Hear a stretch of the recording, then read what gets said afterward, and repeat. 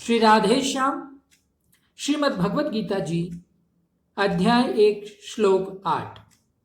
भवान भीष्मश्च कर्णश्च कृपश्च समितिञ्जय अश्वत्थामा विकर्णश्च सोमदत्तिस्तथैव च। दुर्योधन द्रोणाचार्य जी से कह रहा है कि आप द्रोणाचार्य और पितामह भीष्म तथा कर्ण और संग्राम विजयी कृपाचार्य तथा वैसे ही अश्वत्थामा विकर्ण और सोमदत्त का पुत्र भूरिश्रवा वो बता रहे थे कि अपनी सेना में कौन कौन लोग हैं। भवान भीष्मश्च, आप और पितामह भीष्म दोनों ही बहुत विशेष पुरुष हैं। आम दोनों के समक्ष संसार में तीसरा कोई भी नहीं। अगर आप दोनों में से कोई एक भी अपनी पूरी शक्ति लगाकर युद्ध करे तो देवता, यक्ष, राक्षस, मनुष्य आदि में ऐसा कोई भी नहीं जो कि आपके सामने टिक सके। आप दोनों के पराक्रम की बात जगत में प्रसिद्ध ही है। पितामह भीष्म तो अबाल ब्रह्मचारी हैं और इच्छा मृत्यु है, अर्थात उनकी इच्छा के बिना कोई उन्हें मार ही नहीं सकता। भक्तों, महाभारत युद्ध में द्रोणाचार्य धृष्टद्युम्न के द्वारा मारे गए और पितामह भीष्म ने अपनी इच्छा से ही सूर्य के उत्तारण होने पर अपने प्राणों का त्याग कर दिया था। कर्ण तो बहुत ही शूरवीर है। मुझे तो ऐसा विश्वास है कि वह अकेला ही पांडव सेना पर विजय प्राप्त कर सकता है। उसके सामने अर्जुन भी कुछ नहीं कर सकता। ऐसे वह कर्ण भी हमारे पक्ष में है। कर्ण को महाभारत युद्ध में अर्जुन के द्वारा मारा गया था। भक्तों, अपने पद्म पुराण में आती हैं अश्वत्थामा, बलि, वेद व्यास, हनुमान, विभीषण, कृपाचार्य, परशुराम और मार्कंडे। ये 8 चिरंजीवी हैं। शास्त्र में लिखा है अश्वत्थामा बलिर्व्यासो हनुमांश्च विभीषण कृपा परशुरामश्च सप्ते ते चिरंजीविन। ये 8 चिरंजीवी हैं। शास्त्र के अनुसार पद्म पुराण में व्याख्यान आता है। कृपश्च समितिंजय, कृपाचार्य भी की तो बात ही क्या है, वे तो चिरंजीवी हैं, हमारे परम हितैषी हैं और संपूर्ण पांडव सेना पर विजय प्राप्त कर सकते हैं। तो कौन कौन 8 चिरंजीवी अपने पद्म पुराण में आता है? अश्वत्थामा, बलिर्व्यासो, हनुमांश्च विभीषण, बलि, वेदव्यास, हनुमान और विभीषण, कृपा परशुरामश्च, कृपाचार्य, परशुराम और मार्कंडेय जी।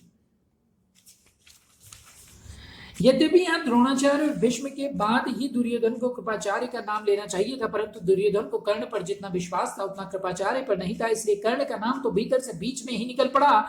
द्रोणाचार्य और भीष्म कहीं कृपाचार्य का अपमान समझे लें, इसलिए दुर्योधन कृपाचार्य को संग्राम विजयी विशेषण देकर उनको प्रसन्न करना चाहता है। अश्वत्थामा ये भी चिरंजीवी हैं और आप ही के पुत्र हैं, बड़े शूरवीर हैं। इन्होंने आपसे ही अस्त्र शस्त्र की विद्या सीखी है, अस्त्र शस्त्र की कला में बड़े चतुर हैं। विकर्णश्च सोमदत्तिस्थैव च। आप यह न समझें कि केवल पांडव ही धर्मात्मा है। हमारे पक्ष में भी मेरा भाई विकर्ण बड़ा धर्मात्मा और शूरवीर है। ऐसे ही हमारे पितामह शांतनु के भाई बाली के पुत्र तथा सोमदत्त के पुत्र भूरिश्रवा भी बड़े धर्मात्मा हैं।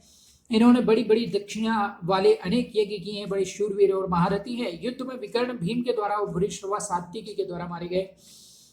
यहाँ इन शूरवीरों के नाम लेने में दुर्योधन का यह भाव मालूम देता है कि हे आचार्य, हमारी सेना में आप भीष्म, कर्ण, कृपाचार्य आदि जैसे महान पराक्रमी शूरवीर हैं। ऐसे पांडवों की सेना में देखने में नहीं आते। हमारी सेना में कृपाचार्य और अश्वत्थामा ये 2 चिरंजीवी हैं, जबकि पांडवों की सेना में ऐसा एक भी नहीं है।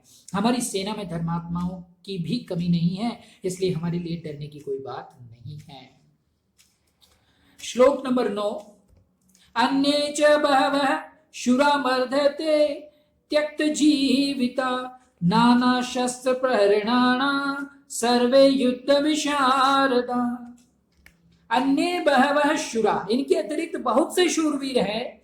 मदर्थे त्यक्त जीविता, मेरे लिए अपने जीने की इच्छा का भी त्याग कर दिया है उन्होंने। च नाना शस्त्र प्रहरणा, नाना शस्त्र प्रहरणा, जो अनेक प्रकार के शस्त्र शास्त्रों को चलाने वाले हैं। सर्वे युद्ध विशारदा, सबके सब युद्ध कला में अत्यंत चतुर हैं।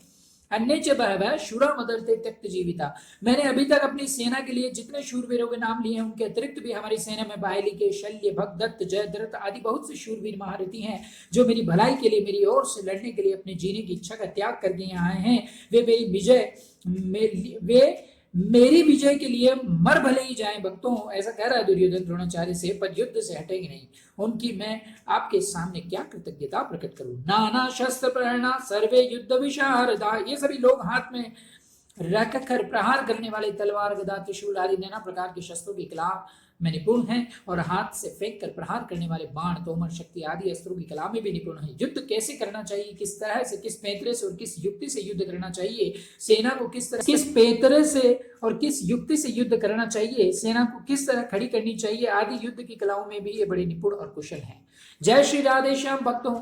आगे हम कल जानेंगे 10वें श्लोक से संजय क्या कह रहे हैं। दुर्योधन की बातें सुनकर जब द्रोणाचार्य जब कुछ भी नहीं बोले, तब अपनी चालाकी न चल सकने से दुर्योधन के मन में क्या विचार आता है, संजय जी कल बताएंगे।